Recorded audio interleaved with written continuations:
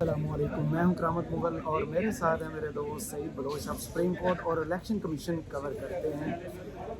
سعید بلوچ صاحب، دو بڑی خبریں تو آئیں سپریم کورٹ سے۔ ایک تو اون محمد چودھری صاحب کو نا منہ کی کہانی پڑ گئی ہے، بڑے بے آبرو ہو کر وہ سپریم کورٹ سے آج نکلے ہیں۔ وہ درخواست لے کے گئے تھے پی ٹی آئی کے خلاف اور اس پر اعتراض لگا کے درخواست کر دی گئی واپس۔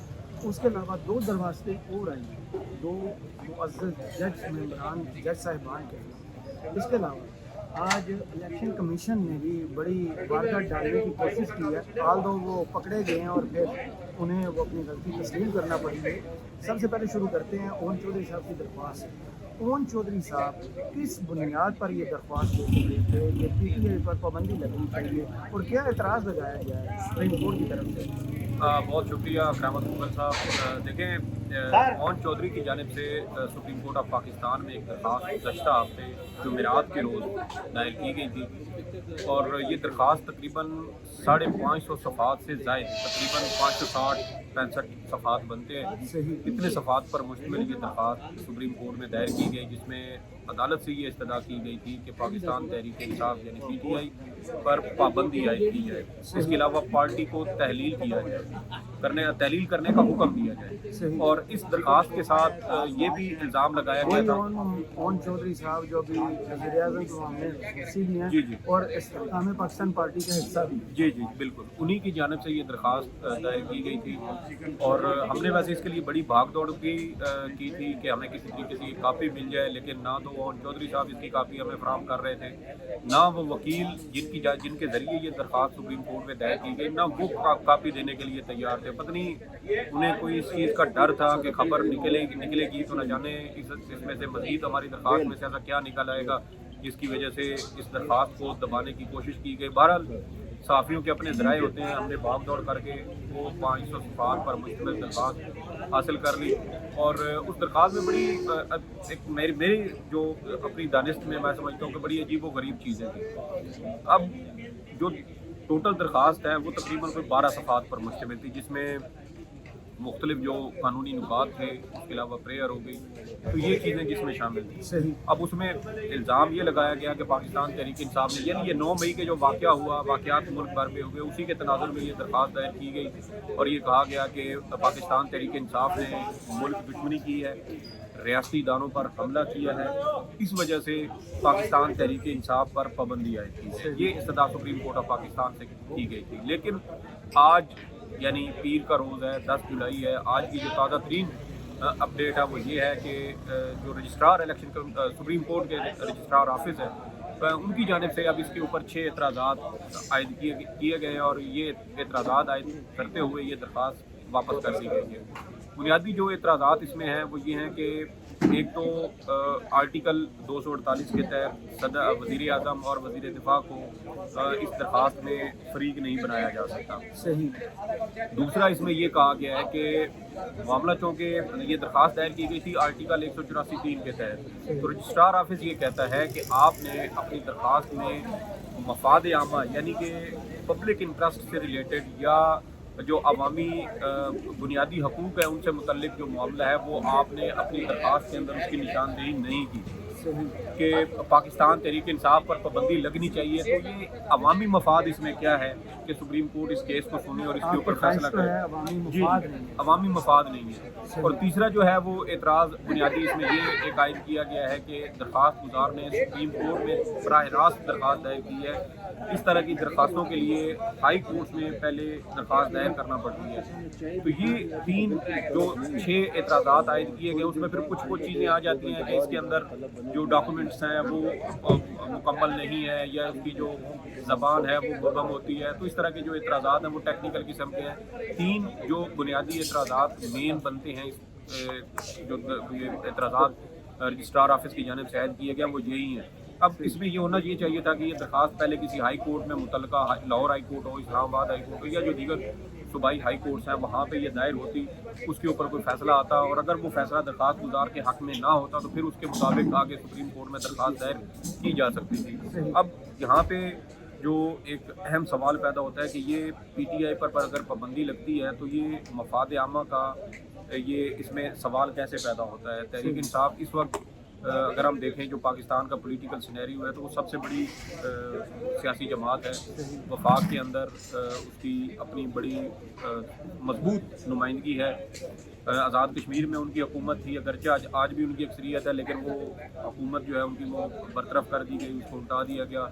GB के अंदर अब यही कोशिश की जा रही है। पंजाब के अंदर इनकी हुकूमत थी, मरकज़ के अंदर इनकी हुकूमत थी, खैबर पख्तूनख्वा में इनकी हुकूमत थी। इतनी बड़ी पार्टी को जी, जी। नहीं खत्म किया जा सकता। जी। दूसरी दरख्वास्त जो है कि जस्टिस काजी फारूकी साहब और जस्टिस तारिक मुंशी कि उन्होंने मिलिट्री कोर्ट का केस सुनने से इनकार क्यों, मतलब क्या दरख्वास्त में कहा गया था और क्या ऐसे कोई आम बंदा ऐसे दरख्वास्त की जज के खिलाफ सुप्रीम कोर्ट में दे सकता है?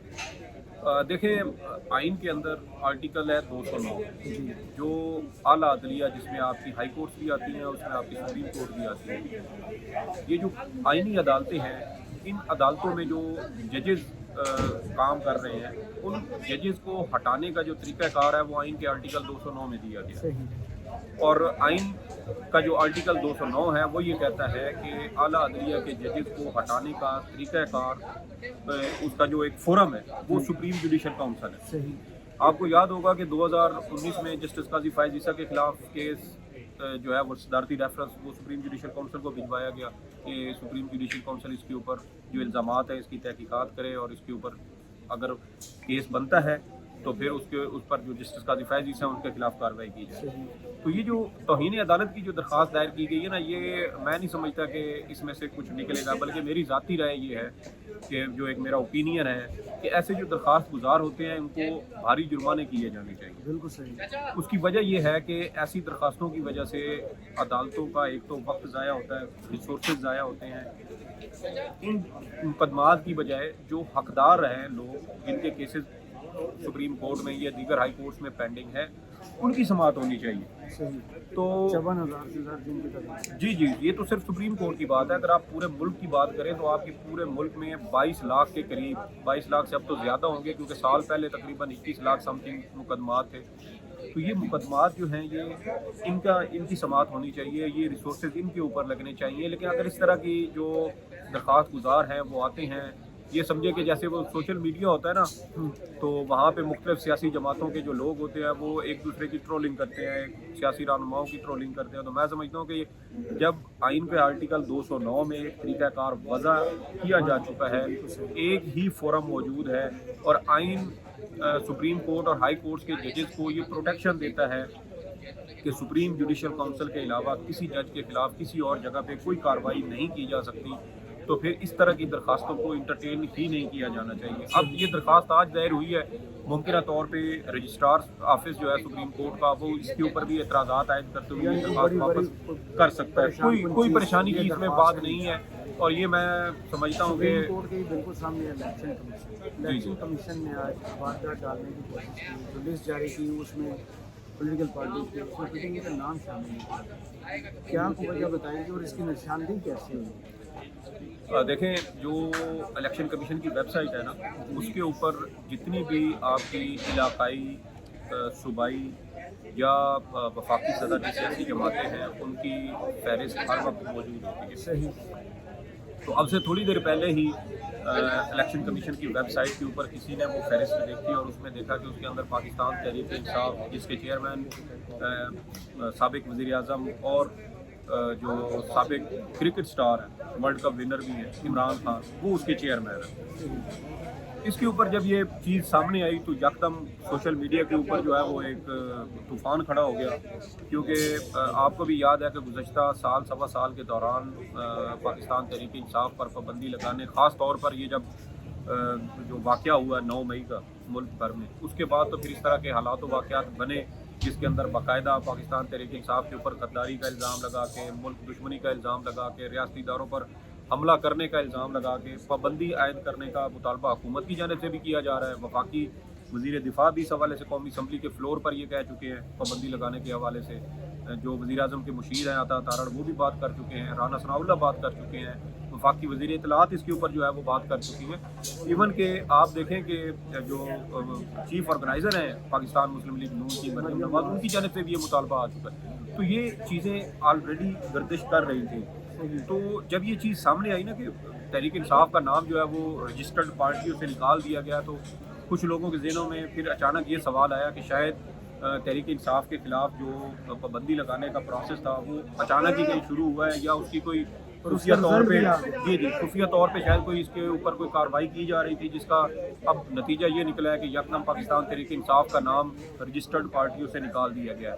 इस पर फिर थोड़ी देर के बाद ही जब इलेक्शन कमीशन से मौक़िफ़ लिया गया तो उनकी जानिब से ये कहा गया कि ये क्लैरिकल मिस्टेक थी या गलती थी, जिसकी वजह से पाकिस्तान तहरीक इंसाफ का लोगों की नब्ज़ चेक करने के लिए किया गया हो। अब देखें बिल्कुल बिल्कुल हमारे यहाँ तो ये समझे कि एक तरह की हम लेबॉर्ट्री हैं कि हमारे जो ओपिनियन होती है, हमारी जो ईमान है, मगरब हमारा ईमान चेक करता रहता है वक्तन फ़वक्तन, वो नबी पाक या जो आले रसूल कह लें या कुरान मजीद है या अल्लाह पाक की जो शान अक़दस है उसके हवाले से बार बार तौहीन की जाती है मुसलमानों का, वो उन्होंने ना थर्मामीटर या एक पैमाना बना लिया है कि चेक करें कि इनके अंदर कोई ईमान की रत्ती है या नहीं है। तो इसी तरह हमारे यहाँ लोकल सतह पर भी ये चीज़ें सारी होती रहती हैं। लेकिन बड़ी मज़े की बात है कि इलेक्शन कमीशन ने कहा कि ये तहरीक इंसाफ का नाम गलती से जो है वो फहरिस्त से निकाला गया है। अब यही बात मैं करने लगा था कि गलतियाँ आप देखें ना, माजी जो करीब का है हमारा 3 से 4 साल का जो टाइम है उसमें आप देखें तो ये गलतियाँ इलेक्शन कमीशन की जानिब से मुसलसल सिर्फ एक ही सियासी जमात के खिलाफ हो रही हैं। इसमें पाकिस्तान मुस्लिम लीग नून के खिलाफ अभी तक गलती नहीं, पाकिस्तान पीपल्स पार्टी के खिलाफ गलती नहीं है, दोनों सियासी जमातों के खिलाफ इलेक्शन कमीशन में ममनुआ फंडिंग का केस चल रहा है, तहरीक इंसाफ का फैसला आ चुका है। अब इलेक्शन कमीशन को उसके ऊपर मौक़िफ़ ये है कि चूँकि PTI का केस 8 साल चला है और मुस्लिम लीग नून और पीपल्स पार्टी के खिलाफ जो PTI की दरख्वास्त है जो फ़ारूक हबीब की जानिब से दायर की गई थी, उस दरख्वास्त के ऊपर अभी 8 साल हुए नहीं है, इसलिए इलेक्शन कमीशन उसके ऊपर फैसला दे नहीं सकता। हाँ, वो कहते हैं कि चूँकि इसके ऊपर टाइम लगा इसलिए इधर भी टाइम लगना चाहिए भाई। जी अब उसमें मुख्तलिफ आप देखें कि गुज़श्ता तकरीबन कोई 2 साल जो माजी करीब की एक छोटी सी हम ब्रैकेट ले लेते हैं, उसके अंदर इलेक्शन कमीशन की जानिब से PTI के मुख्तलिफ जो सियासी नुमाइंदे थे उनको नाअहल भी किया गया, हाई कोर्ट से वो फैसले रिवर्स भी हुए। इसके अलावा PTI के खिलाफ फॉरेन फंडिंग का फैसला आया, तोशाखाना का फैसला आया, अब ये पार्टी के ऊपर जो है वो नाम लिस्ट से निकालने का वाक़या आया। फिर आप ये देखें कि जब ये पंजाब के ज़िमनी इलेक्शन होने थे गुज़श्ता साल, तो उसके बाद पता चला कि इलेक्शन कमीशन की जानिब से 40 लाख लोगों को जो है वो लिस्ट से निकाल दिया गया, जो वोटिंग लिस्ट थी उसमें से निकाल दिया गया है। जब उसके ऊपर शोर मचा तो इलेक्शन कमीशन ने कहा जी वो क्लैरिकल मिस्टेक थी, क्लर्क से गलती हो गई जिसकी वजह से ये तमाम लोग जो हैं वो लिस्ट से गायब, उनके नाम निकल गए। अब आप अंदाज़ा लगाएं कि 40 लाख लोग, अब ये तो एक बनते हैं ना वो सिस्टमेटिक किस्म का हमें ये ब्लंडर नज़र आता है, क्योंकि अगर आप ये कहें कि 40 लाख लोग थे तो वो 40 लाख लोग आपने कैसे निकाले, एक एक करके तो आप उसको डिलीट कर नहीं सकते। तो इसका मतलब ये है कि कोई एक सिस्टमेटिक कोई मनसूबाबंदी के साथ इस तरह की चीज़ें की गई। फिर आप देखें कि इलेक्ट्रॉनिक वोटिंग मशीन का एक मुतालबा था पाकिस्तान तहरीक इंसाफ का, उनकी जानिब से कानून साजी भी की गई। जब ये नई हुकूमत आई तो उन्होंने वो कानून साजी भी ख़त्म कर दी। उसके ऊपर जो एक टेस्टिंग वगैरह करने था, टेस्टिंग का जो आगाज़ करने का एक अमल था वो भी सारी उसके ऊपर भी वो ख़त्म कर दिया गया। फिर आज इलेक्शन कमीशन में एक इजलास हुआ, उन्होंने कहा कि पंजाब के अंदर जो बलदियाती इंतखाबात होना है उसके लिए भी इलेक्ट्रॉनिक वोटिंग मशीन का इस्तेमाल नहीं किया जाएगा। सूबाई हुकूमत इस हवाले से कानून साजी करे और इस हवाले से इलेक्शन कमीशन ने ये हिदायत की है कि जल्द से जल्द सूबाई पंजाब की सूबाई निगरान सूबाई जो गैर आइनी है, क्योंकि 90 रोज़ से उनके ऊपर हो चुके हैं, तो वो अब आइनी हैसियत भी उनकी कोई नहीं है। इस वक्त पंजाब समझे कि वो कब्ज़े में चल रहा है और उनको ये कहा गया है कि आप पंजाब की निगरान सूबाई हुकूमत से रब्ता करें और इस हवाले से जल्द कानून साजी करवा के तो इस जो इलेक्ट्रॉनिक वोटिंग मशीन का जो एक इस्तेमाल का तरीक़ाकार है उसको ख़त्म किया जाए। और ये जो पंजाब के आम जो बलदियाती इंतखाबात हैं ये आम तरीक़ाकार के तहत ये करवाए जाए। अब इसी हवाले से मैं आपको बताऊं कि गालबन मई का महीना था, 18 मई शायद डेट बनती है, 18 मई 2021 इलेक्शन कमीशन का ऑफिशियल ट्विटर हैंडल था। ऑफिशियल ट्विटर हैंडल के ऊपर इलेक्शन कमीशन की जानिब से इलेक्ट्रॉनिक वोटिंग मशीन के खिलाफ एक वीलॉग शेयर किया गया।